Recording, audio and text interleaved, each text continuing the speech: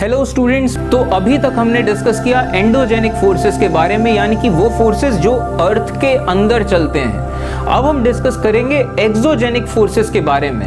एक्सो यानी कि बाहर और जेनिक यानी कि शुरू होना। तो ऐसे फोर्सेस जो कि हमारे अर्थ के बाहर शुरू होते हैं, यानी कि हमारे अर्थ के सरफेस पे, सतह पे। The landscape is being continuously worn away by two processes, weathering and erosion. अब हमारी जो अर्थ है, हमारी अर्थ करोड़ों साल पुरानी है और करोड़ों सालों से हमारी अर्थ में ये प्रोसेसेस होते चले आए हैं, ये फोर्सेस काम करते चली आई हैं और तब जाके हमारी अर्थ ऐसी बन पाई है जैसी हमें दिखती है। तो अब ये फोर्सेस, प्रोसेसेस कौन से हैं जो कि हमारे अर्थ के सरफेस पे काम करते हैं? तो हमारे अर्थ का जो लैंडस्केप है, यानी कि जितने भी नज़ारे हमें दिखाई देते हैं हमारी अर्थ में, ये नज़ारे हमेशा वॉर्न अवे होते रहते हैं। वॉर्न अवे का मतलब ये हर चीज़ हमेशा घिसती रहती है दो चीज़ों की वजह से, वेदरिंग और इरोजन। ये दोनों प्रोसेसेस हैं जो कि हमारे अर्थ में हमेशा होते रहते हैं, करोड़ों सालों से होते आए, अभी भी हो रहे हैं और आगे भी होते रहेंगे। अब ये दो प्रोसेसेस होते क्या हैं, इस चीज़ को समझते हैं। Weathering is the breaking up of the rocks on the earth surface. Weathering का मतलब होता है पत्थरों का टूटना हमारे अर्थ के सरफेस पे। वेदरिंग, ये जो वर्ड है ये आया है वेदर से। वेदर यानी कि मौसम। अब मौसम में कौन कौन सी चीज़ें आती हैं? ये होता है कि गर्मी है, गर्मी का मतलब धूप पड़ रही है, पत्थर गर्म हो रहा है। फिर ठंडी हो जाएगी तो पत्थर ठंडा होगा। बारिश होगी तो पत्थर में पानी गिरेगा। बर्फ पड़ेगी तो बर्फ गिरेगी। तो ये सब तमाम चीज़ें क्या हैं? मौसम का हिस्सा है। तो वेदरिंग, मौसम की वजह से पत्थर टूटते हैं। अब इसके बाद इरोजन क्या होता है?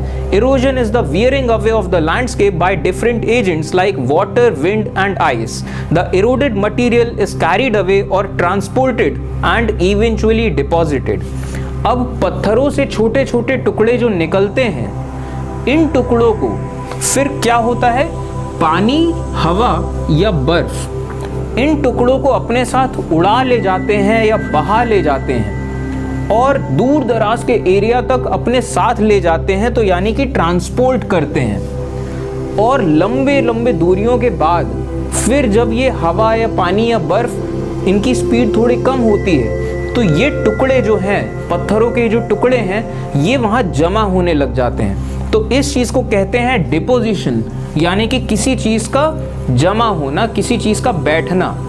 तो ये दोनों प्रोसेसेस हैं बेसिकली, कि पत्थरों से छोटे छोटे टुकड़े कटते रहेंगे, पत्थर टूटते रहेंगे और इन छोटे छोटे टुकड़ों को हवा, पानी या बर्फ बहा ले जाएंगे अपने साथ दूर दराज के इलाकों में और उन जगहों पे ये चीज़ें फिर डिपॉजिट हो जाएंगी, जम जाएंगी या बैठ जाती रहेंगी।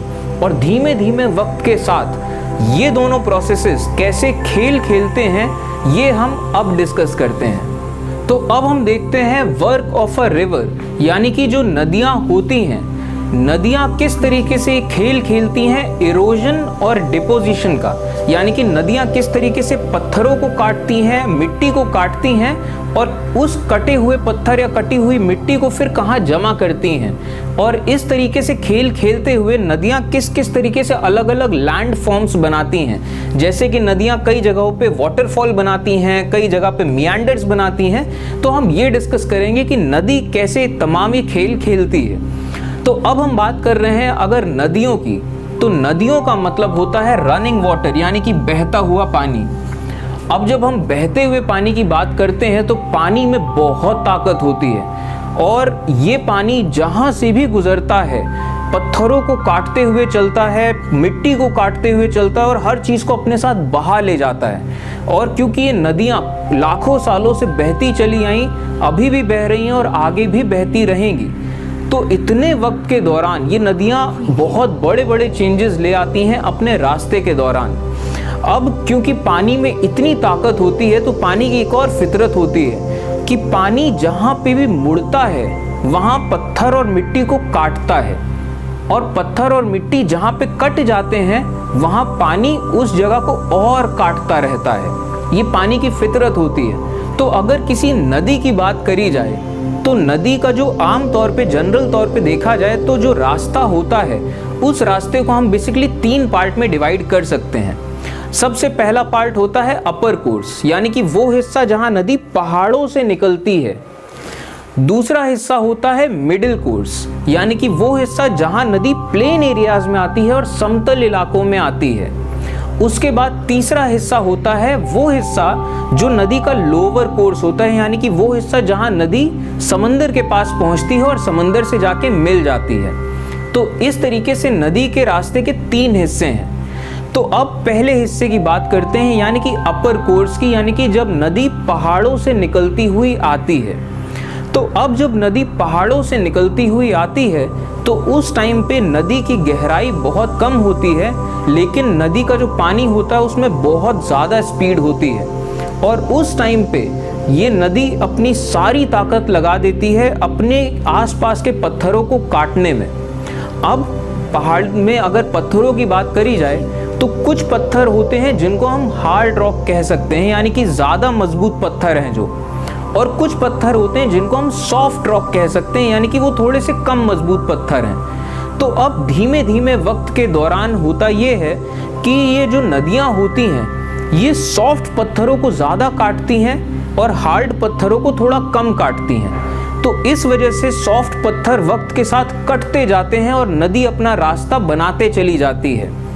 अब पहाड़ी रास्तों में कई बार ऐसा होता है कि ऐसी एक परत मिल जाती है नदी को जहां सॉफ्ट पत्थर होते हैं, एक पूरी ऐसी परत। मैं आपको बना के दिखाता हूं, बेहतर समझ पाओगे। मान लीजिए ये पहाड़ की सरफेस है और नदी इस सरफेस में बह रही है इस डायरेक्शन में। अब ये पानी अपने से नीचे जो पूरा पत्थर वाला इलाका है, इन पत्थरों को काटते रहेगा पानी अपने साथ। इन पत्थरों से छोटे छोटे टुकड़े अपने साथ काटते रहेगा और अपने साथ बहाते रहेगा। अब मान लीजिए अगर ऐसा हो कि यहाँ तक के जो पत्थर हैं, यहाँ तक के पत्थर हार्ड रॉक के बने हैं, यानी कि ये पत्थर ज़्यादा मजबूत हैं और इधर के पत्थर थोड़े सॉफ्ट हैं, यानी कि थोड़े से कम मजबूत हैं। तो अब धीमे धीमे होने ये लगेगा वक्त के साथ कि नदी का पानी जब बहेगा तो हार्ड रॉक को थोड़ा कम काटेगा और सॉफ्ट रॉक को ज़्यादा काटेगा। अब यही चीज़ धीमे धीमे वक्त के साथ होती रहेगी तो होने ये लगेगा कि ये हार्ड रॉक थोड़ा सा कम कटेगा, लेकिन जो सॉफ्ट रॉक है वो ज़्यादा कटेगा।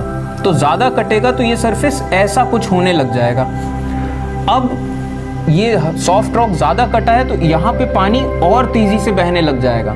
जब पानी और तेज़ी से बहेगा तो पानी और ज़्यादा काटेगा इस जगह को और धीमे धीमे वक्त के साथ ये पत्थरों का एरिया ऐसा बन जाएगा और नदी की जो चाल है वो नीचे की तरफ हो जाएगी कि नदी आ रही है और फिर नीचे ढलान की तरफ जा रही है। और फिर भी वक्त के साथ आगे धीमे धीमे ऐसा होते रहेगा कि ये पत्थर जो हैं सॉफ्ट रॉक, इनको नदी काटते चली जाएगी और एक ऐसा वक्त आएगा जब ये नदी का जो एंगल है ये बिल्कुल सीधा हो जाएगा। ये सारे सॉफ्ट पत्थरों को नदी काट चुकी होगी और ये नदी फिर सीधा नीचे गिरेगी।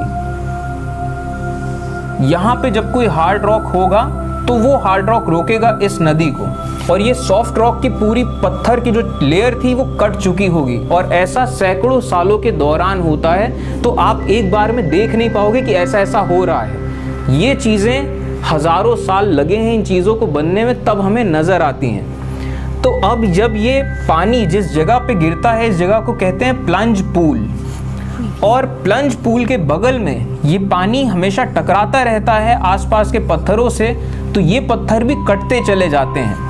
तो इस जगह को अंडर कट कहते हैं। अब धीमे धीमे वक्त के साथ एक और चीज़ होती है कि जब ये अंडर कट बढ़ते रहते हैं, ये पत्थर भी कटता रहता है, तो एक ऐसा टाइम आता है कि ये जितना भार है इस हार्ड रॉक का वो सब चीज़ें नीचे गिर आती हैं और ये एरिया भी टूट जाता है और पानी जहाँ पहले आगे से आ रहा था वहाँ पानी यहीं से गिरने लग जाता है।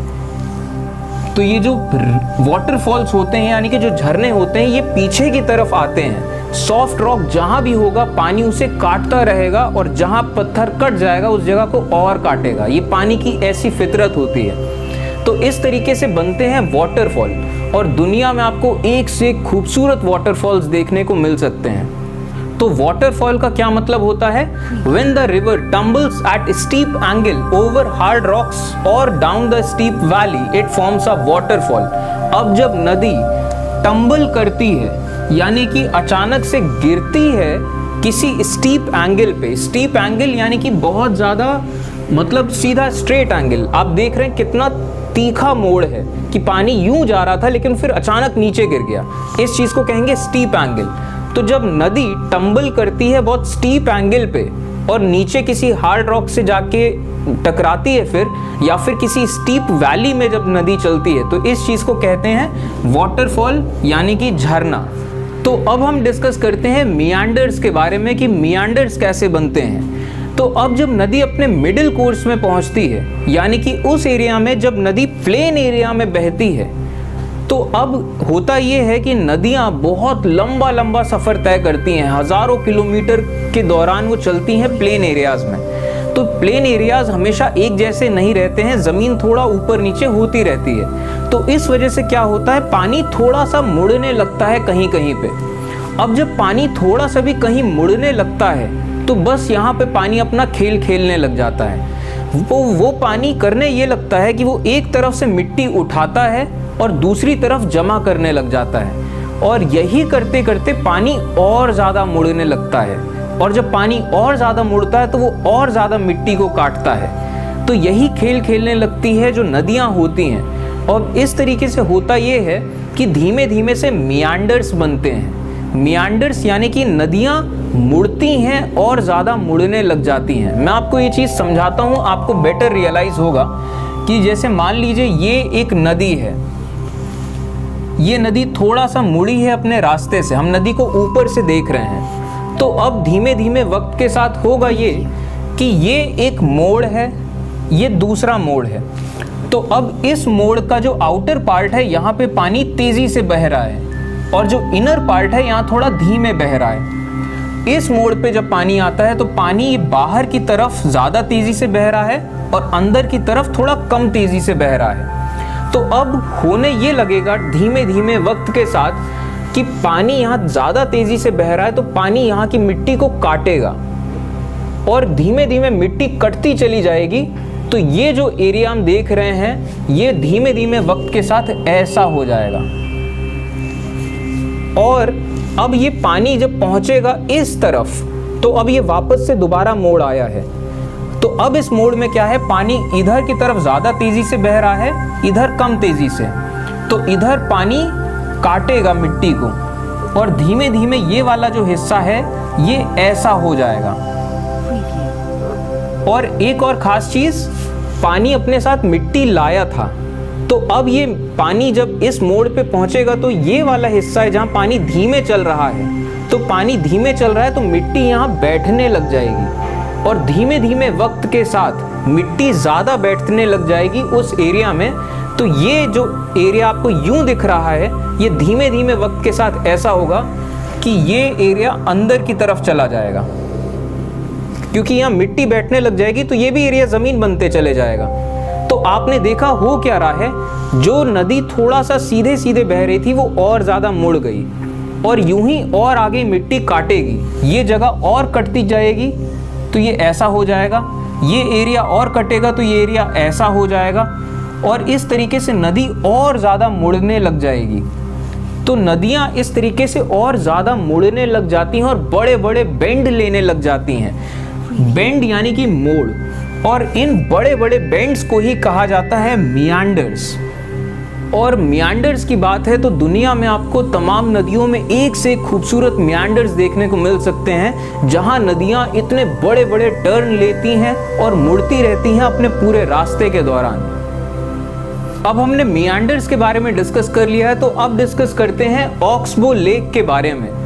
तो अब होता ये है कि जब नदियां ऐसे बड़े बड़े मियांडर्स बनाती हैं तो धीमे धीमे ये मियांडर्स और बड़े होते चले जाते हैं, और एक ऐसा वक्त आता है कि जब ये मियांडर इतने बड़े हो जाते हैं कि नदी फिर इतना ज़्यादा घूम के जाने के बजाय वो सीधे सीधे चली जाती है। तो ये जितना घूमा हुआ इलाका है, जितना पूरा बेंड होता है पानी का, वो नदी से अलग हो जाता है और उस एरिया को, ये जो पानी की वाटर बॉडी जो नदी से अलग हो गई, ये एक झील बन जाती है और इसे कहा जाता है ऑक्सबो लेक।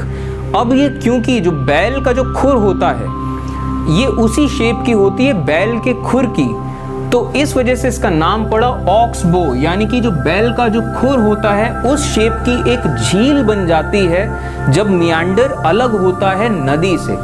अब मियांडर नदी से अलग कैसे होता है आप वैसे समझ चुके होंगे, लेकिन फिर भी मैं आपको पिक्चर के थ्रू रिप्रेजेंट कर देता हूं जिससे कि आप इसकी डेफिनेशन को आराम से समझ पाओ। तो जैसे कि मान लीजिए ये एक मियांडर है, नदी ने एक बहुत बड़ा सा मोड़ बनाया है, नदी यहाँ से आई है, इतना सा मोड़ बनाया है नदी ने अपने रास्ते के दौरान।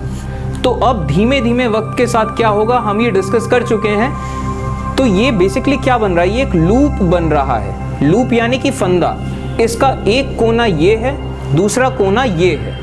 अब वक्त के साथ क्या होगा, पानी इधर काटेगा, उधर काटेगा और इधर काटेगा और जमा यहाँ पे होगा और यहाँ पे होगा। तो धीमे धीमे ये एरिया ऐसा होगा कि ये ऐसा बन जाएगा, ये एरिया थोड़ा सा यहाँ मिट्टी जमा होगी और इसके बाद जब पानी यहाँ पहुँचेगा तो ये और बड़ा हो जाएगा, ये एरिया ऐसा हो जाएगा, यहाँ मिट्टी जमा होगी तो ये एरिया थोड़ा इस तरह का हो जाएगा और जब पानी यहाँ पहुँचेगा तो पानी इस जगह को भी काटेगा, तो धीमे धीमे वक्त के साथ ये एरिया ऐसा हो जाएगा और मिट्टी यहाँ जमा होगी तो ये नदी ऐसी हो जाएगी। तो आपने देखा ये हो क्या रहा है, हो ये रहा है कि ये जो लूप थे ये लूप पास आ गए, थोड़े नदी और ज़्यादा बड़ी हुई, मियांडर और बड़ा हुआ, लूप पास में आ गए। तो अब जब नदी में बाढ़ आएगी, पानी बढ़ेगा, तो एक ऐसा टाइम आएगा कि पानी इतना बड़ा मोड़ लेने के बजाय पानी सीधे सीधे निकलने लग जाएगा। तो अब ये जो हिस्सा है, ये हिस्सा पानी ये सीधे सीधे निकलेगा तो यहाँ मिट्टी जमा करने लग जाएगा। तो ये जो हिस्सा है, ये हिस्सा पानी से अलग हो जाएगा और यही हिस्सा बनाएगा ऑक्सबो लेक। अब क्योंकि ये हिस्से में पानी आ नहीं रहा है, जा नहीं रहा है, तो ये हिस्सा एक झील बन जाएगा और धीमे धीमे झील सूख जाएगी और आपको दुनिया में एक से एक ऑक्सबो लेक देखने को मिल सकती हैं, बहुत खूबसूरत ऑक्सबो लेक्स। अब जरा इसकी डेफिनेशन देखते हैं, डेफिनेशन समझने की कोशिश करते हैं। Due to continuous erosion and deposition along the sides of meander. अब एक मियांडर के दौरान, मियांडर के रास्ते के दौरान लगातार ये चीज लगातार हो रही है। क्या हो रहा है, इरोजन एंड डिपोजिशन, मिट्टी कट रही है और मिट्टी कहीं जमा हो जा रही है और ये हो रहा है मियांडर के अलोंग।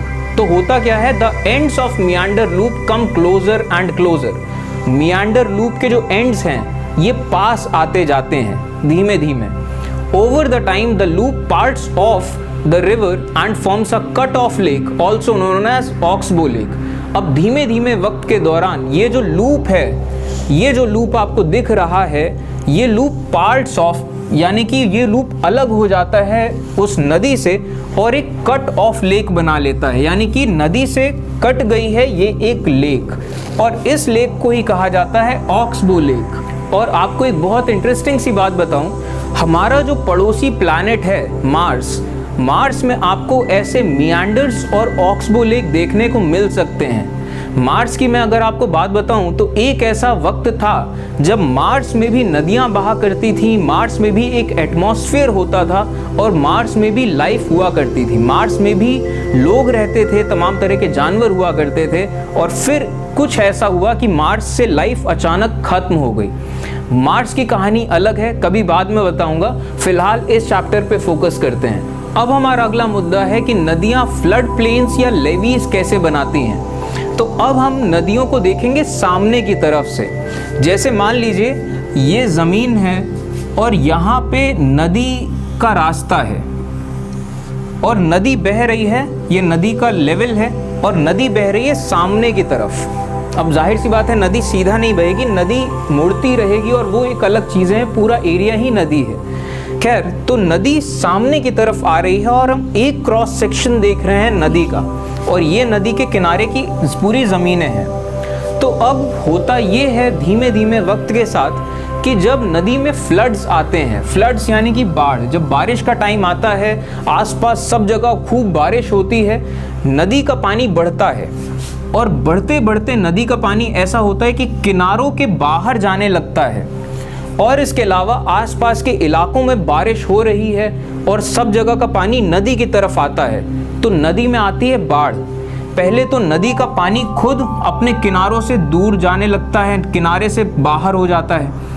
इसके अलावा बाकी जगह का पानी भी जब मिलता है तो होता ये है कि पूरे एरिया में पानी भर जाता है, पानी ही पानी पूरे एरिया में। तो अब होता ये है कि नदी की जो अंदर की चीज़ें हैं, जितनी भी मिट्टी है, पत्थर है, जितना रेता, मोरंग, बजरी, ये सब जितनी सब चीज़ें हैं, ये सब चीज़ें ऊपर आने लगती हैं। तो जो हल्की चीज़ें हैं, वो हल्की चीज़ें नदी से निकलती हैं और वो दूर के एरियाज में जाने लग जाती हैं।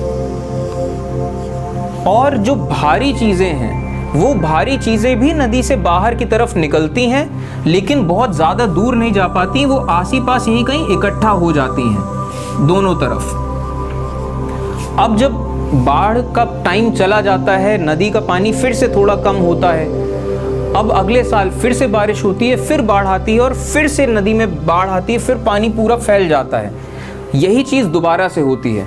नदी के अंदर की जो फाइन पार्टिकल्स है, जो अच्छी वाली जो मिट्टी है, जो हल्के पार्टिकल्स हैं, वो बाहर की तरफ निकलते हैं, बाहर जाके बैठ जाते हैं। और जो हैवी पार्टिकल्स हैं वो जाते हैं बाहर की तरफ, लेकिन दूर नहीं जा पाते, वो यहीं जमा हो जाते हैं। तो ऐसा करते करते वक्त के दौरान, सैकड़ों सालों के दौरान होता ये है कि नदी के आसपास की जितनी ज़मीनें होती हैं, वहाँ पे ये जो फर्टाइल सॉइल है, ये जो छोटे छोटे पार्टिकल जो नदी से निकलते हैं और इस मिट्टी का हिस्सा बन जाते हैं, ये सॉइल बहुत फर्टाइल हो जाती है, बहुत उपजाऊ हो जाती है, और इसी जगह को कहते हैं फ्लड प्लेन्स। और दुनिया की जितनी एंशिएंट सिविलाइजेशंस रहीं, वो इन फ्लड प्लेन्स में ही रहीं, क्योंकि फ्लड प्लेन्स बहुत ज़्यादा उपजाऊ होते हैं। तो ये इस तरीके से बनते हैं फ्लड प्लेन्स। और ये जो उठा हुआ पोर्शन है, हर साल बाढ़ आएगी, हर साल यहाँ चीज़ें इकट्ठा होती चली जाएंगी। तो धीमे धीमे वक्त के साथ ये जो पोर्शन है ये और ऊंचा होता चला जाता है। तो ऐसे जो उठे हुए पोर्शन है, जो नदी के किनारे ऐसे पोर्शंस उठे हुए होते हैं, इन्हीं को कहा जाता है लेवीज। तो देखा जाए तो ये रहे फ्लड प्लेन्स और ये रहे लेवीज। तो थैंक यू।